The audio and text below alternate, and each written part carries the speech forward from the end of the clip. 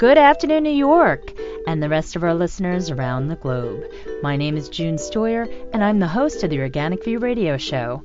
Our podcast is available on iTunes, Zune, and all major podcast providers. So if you can't catch the show live, you can download it or simply use our free podcast player, which is available on our website at www.theorganicview.com. If you'd like to connect with us, please post a question on our wall on Facebook or send me a tweet at June Stoyer on Twitter. If you'd like to be on the show or would like to find out about sponsorship opportunities, please contact us at questions@theorganicview.com. Today's show is sponsored by MyMumble.com, one of the leading voice chat service providers with locations all over the world. MyMumble offers free 5-seat voice chat service for life, as well as higher capacity plans for any group that requires a secure environment for confidential communication. Listeners of The Organic View can receive 15% off on monthly recurring power servers by using the coupon code ORGVIEW. For more promotional offers, please visit our website at www.theorganicview.com. Welcome to this week's segment of the Neonicotinoid View. On today's show, Tom and I are going to talk about the new EPA proposal to protect bees, the partnership between Bayer Crop Science and Ernst Conservation Seed Company to create pollinator habitat, and more conflicting information about the impact of neonicotinoids. But first, I'd like to welcome to the show Mr. Tom Theobald. Good afternoon, Tom, and welcome again. Good afternoon, June. I'm glad to be back. Tom, how are things going with your hives this week? Well, we'd had a fairly strong honey flow going on, and that's tapered off a bit, but a major honey flow for us is the second cutting of the alfalfa, and that's yet to come. So the season is still unfolding. Thanks, Tom. The first topic for today is in regards to a comment period extension for a new EPA proposal to protect bees from acutely toxic pesticides.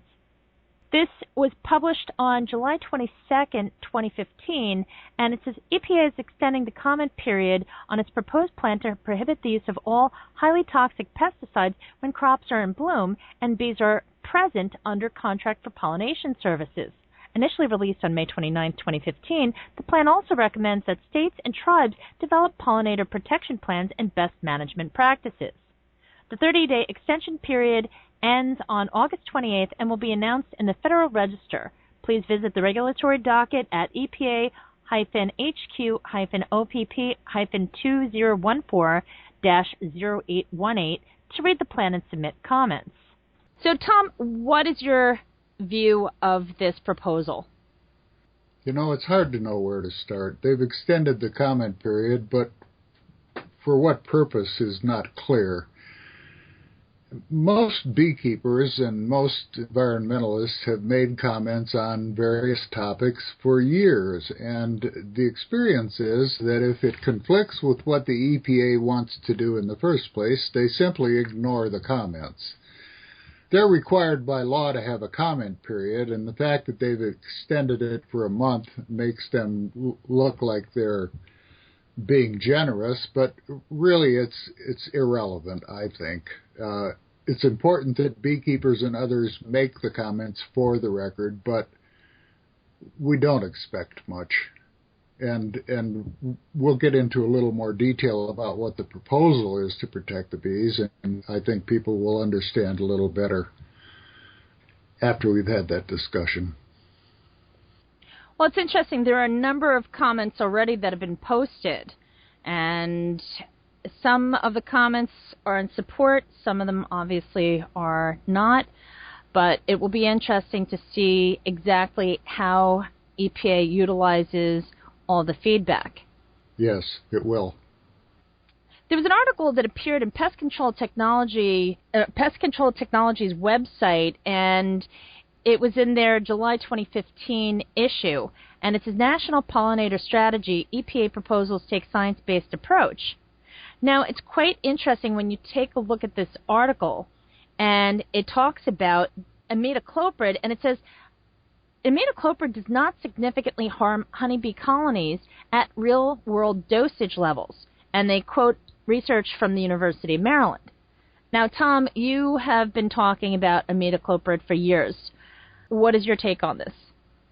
Well, I think this isn't journalism, this is fiction, and what they're commenting on is that the White House Task Force report, and I think one of the statements that they make in this article at the outset really tells you where they're coming from, and what they say is, years of work behind the scenes by industry advocates paid off big time. And it did pay off big time because the White House Task Force report really accomplishes little or nothing. They have completely avoided what is the major driving force in these losses and these environmental damages, which are the systemic pesticides. And they've called for more research, more time. We have hundreds of studies that implicate these chemicals in these bee losses, and they've called for more research.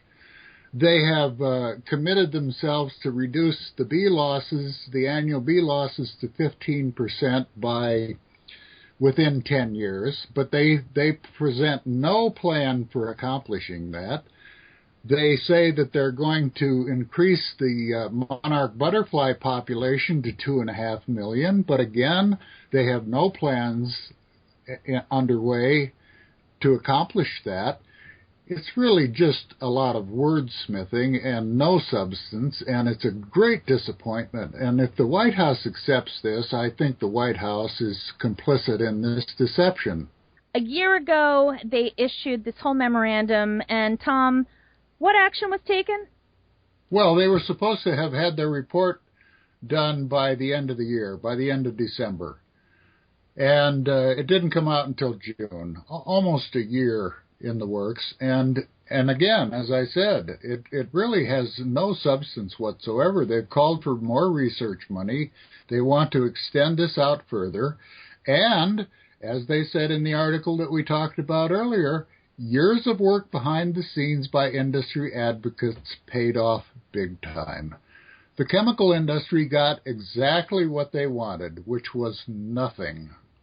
Further down in the article, it says bees prefer foods tainted with neonicotinoids, which is chemically similar to nicotine, perhaps indicating an addictive attraction similar to the one humans have with nicotine.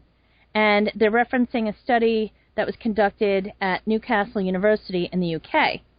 Well, it's interesting because it does appear that the presence of the neonicotinoids is attractive to the pollinators. Now, they don't have to be attracted to these pesticides to be damaged by them, but the fact that they are, to whatever degree, means that the damage is only increased.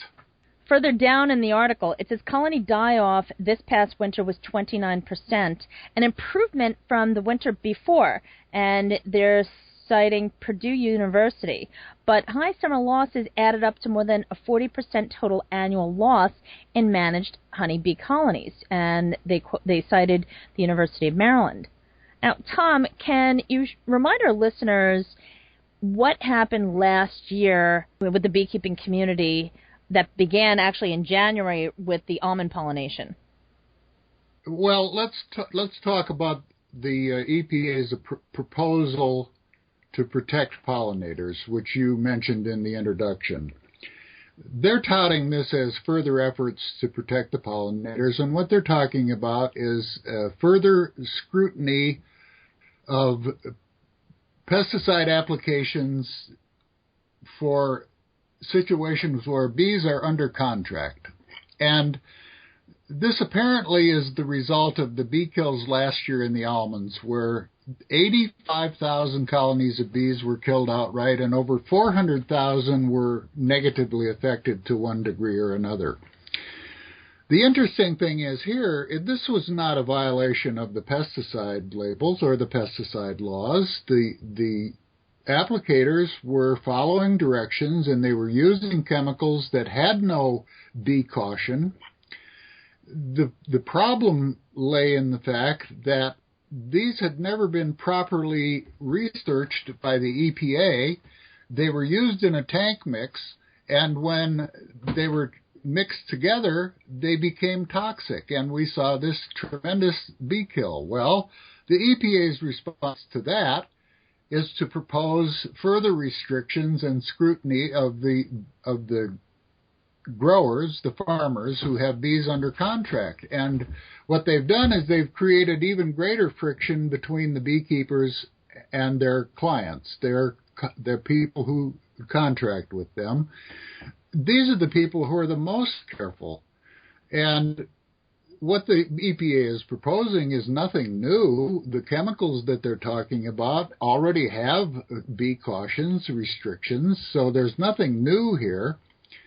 And in fact, what they're doing is they're ignoring the seriousness of the problem. They're saying, well, you can't spray these things, you can't use these things on blooming crops. And that may work fine if you have a chemical that has a residual of 6 or 7 hours, but we're talking about systemic pesticides that may last for weeks, months, or years.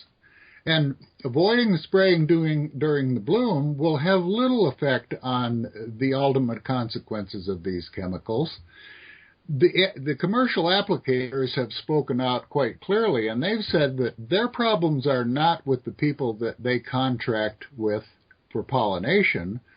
Their losses are coming from all the rest of agriculture where there is no oversight, there is no enforcement, and that's where their losses are coming from. So this EPA effort is just another example of smoke and mirrors to give the impression that they're doing something when they're doing nothing. In fact, they're making the problem worse. So, Tom, what would you recommend that EPA do? Well, there are many things that the EPA can do. I think that the risk evaluation has to be done much better. For example, in the case of the almond kill last year, what the EPA should be doing is should be taking a closer look at tank mixes. There are thousands of different combinations that farmers are using, and they're mixing these things together in an attempt to economize, so they only have to make one pass over the field. But the 85,000, 400,000 colony problem last year was not because the users were not following the labels, because they were following the labels. It's because the EPA didn't properly investigate these chemicals to begin with. We've heard nothing about tank mixes from the EPA. They apparently are not looking at that at all. Rather, they want to propose this, what they say is an effort to protect the pollinators, which really is without substance. It's just more words without substance, and the bee losses are going to continue. The industry would like us to believe that the losses have diminished, and they have not diminished. In fact, they get worse every month. The clearest example we have of that, I think, is the article that came out this month in the California Lawyer. And commercial beekeeper Jeff Anderson is quoted as saying, in the spring of this year, he had 3,200 colonies. He now has 600 colonies, and those colonies are not particularly healthy. That's the situation that commercial beekeepers are faced with, and the EPA is doing little or nothing to address these problems.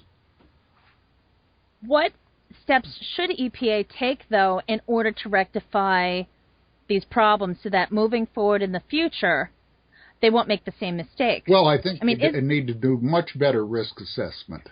Okay, the risk assessment part of it.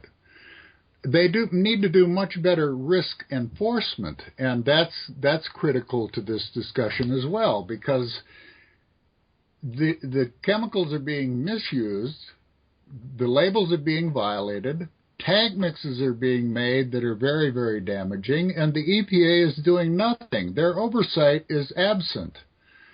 They do not enforce the pesticide laws, and as a consequence, we're seeing these tremendous losses. The next topic is about a partnership between Bayer Crop Science and Ernst Conservation Seeds to create a pollinator habitat. Now, it's interesting. There have been a couple of efforts to make these gigantic habitats that encompass a great amount of land. I think the last one that we heard about was for the monarchs. And they were trying to make this pathway so that the monarchs could forage and survive. The problem is, how can the pollinators survive when the land is contaminated with these chemicals? Well, they very carefully have avoided that subject, and that was one of the things that the White House Task Force recommended was this habitat improvement, planting flowers for the bees, and that sounds good, and how could you argue with that?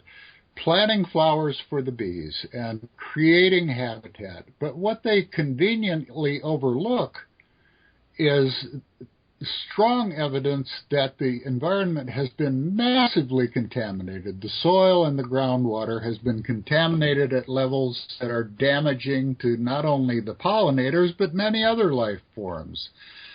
And they have completely disregarded that. And habitat may not be habitat, it may be additional killing fields. We don't know. What surveys have been done, without exception, have shown these neonicotinoids in the soil and the groundwater in nearly every sample taken and at levels that would cause problems for pollinators and other forms of life. Well, I think it's kind of interesting that they are trying to protect the bees, so they say, by planting plants that will attract pollinators. However, in the same breath, they're still selling the very chemicals that by design were created to kill bees and other insects. Well, what the danger is those plants that are being planted to create habitat will draw up these chemicals at damaging levels. And there's a study that just came out just recently about the fact that 70% of the pollen loads coming into colonies contain these neonicotinoids. 70%. How can we expect the bees and other pollinators, the monarchs, the beneficial insects, how can we expect them to survive under conditions such as these? And it's being completely ignored.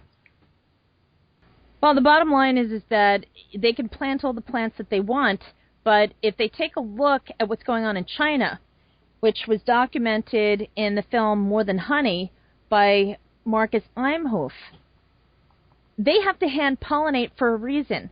Yeah, the land looks pretty, there's a lot of flowers, but they have to hand pollinate because it's too toxic of an environment for the bees to thrive. So that's what we're looking at. I'm so happy that he was able to document it, but that is our future. That is the reality. Well, I think the best reference point we have, and the one that's gotten the most press, is the decline of the monarch butterfly. 90% in the last 20 years. And the only reason we haven't seen that same decline with the honeybee is because of the actions of beekeepers who are trying to keep those populations up. But if we lose the beekeepers, we will quite rapidly lose the bees on the same level as the monarch butterfly. And we are losing the beekeepers. Although we've had a tremendous influx of new beekeepers, hobbyist beekeepers with a small number of colonies, none of these beekeepers are going to survive unless we change the conditions under which they're trying to keep the bees. Tom, could you share with our listeners exactly what you're doing to keep your bees alive? Well, it's a little beekeeping wonky, but I do what's called double queening, and I take the new packages in the spring and I double queen them with an existing colony, and the result of that is both halves benefit from the collaboration. And then 2 weeks ago, I separated those two halves, and now I have a colony that has a very high population of fielders and can take advantage of whatever is out there, whatever honey flow, and I have a strong new colony that, if it survives the winter, will go online next year as a producer. So I'm using every beekeeping technique that I can to try to keep my numbers up, but I'm afraid, if I'm honest, I have to say that the future does not look good. I don't think it's going to matter. Just how well I do the beekeeping, because we're sending these bees out into an environment that's increasingly hostile to life, and they cannot survive. Tom, years ago, when people were concerned about DDT, there was a lot of public outrage. There were a number of activists who tried to get DDT banned, but yet it's almost as if history is repeating itself, and the same tactics that were used by industry to keep DDT on the market are now being deployed in regards to neonicotinoids. Could you just take a step back in time and share with our listeners exactly what happened with the birds and with wildlife when DDT was being sprayed so massively? Well, one thing that almost everybody remembers is the eggshell thinning, and the reduction in the raptors. The bald eagle was the classic example. But DDT had negative effects that were far beyond the eggshell thinning of birds, and it was ultimately banned in 1972. Tom, how many years did it take for the public to finally get DDT banned? The opposition to DDT and the recognition of its damages began in the early 50s, culminated probably with Silent Spring by Rachel Carson in 1962. Was finally banned in 1972. But compared to the toxic effects of DDT, what's being done today with the neonicotinoids is quite literally billions of times the toxic effect of DDT. And they want to cover that up. They don't want us to be talking about that. They don't want anyone to recognize that. The toxic equivalent of these systemic pesticides, based on the evidence that we're able to find, the toxic equivalent is equivalent to 400 billion pounds of DDT every year on the land. In the year of highest usage, and we've talked about this before, in the year of highest usage, 1959, 80 million pounds of DDT were used, and we know what the damaging consequences of that were. We're looking at chemicals that are being put on the land at thousands of times the rate, billions of times the toxicity, and do they want to talk about it? No. The task force report completely ignores the role that neonicotinoids are playing in these losses, and there are hundreds of scientific papers that have shown the connection between the environmental damage and the systemic pesticides. And the EPA, the Environmental Protection Agency, that agency that we look to protect us and the environment, simply ignores it. Now, you have to ask yourself, why? Why are they conducting themselves this way? Well, weren't they created by the Nixon administration to protect the environment? Wasn't EPA created because of what happened with DDT? Exactly, yes. A direct result of Silent Spring. I was an infant when everything happened, but I know, especially for our younger listeners who were just born maybe 15 years ago, this is history that we have to read about, but you actually lived through it. So that's why I'm asking you to talk about it, because this is something that the American public has seen before.